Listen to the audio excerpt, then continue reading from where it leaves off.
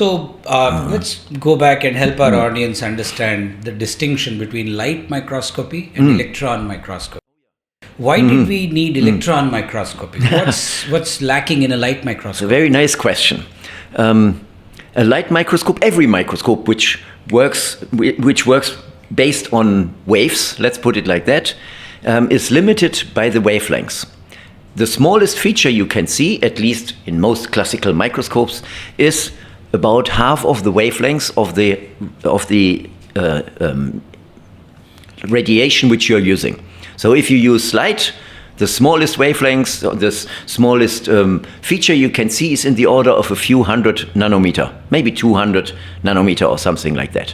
And smaller things are simply limited or are simply not possible because of the wavelengths of the light. There's tricks around that, but that's generally it. So if you go to electrons, which are also a form of a wave type, like light, a wave type radiation, you can create much, actually 10,000 times smaller wavelengths than you have it in lights. And that means in principle you can also see 10,000 times smaller things than you have in light. And that means you come very easily in the domain where you see atoms, for example.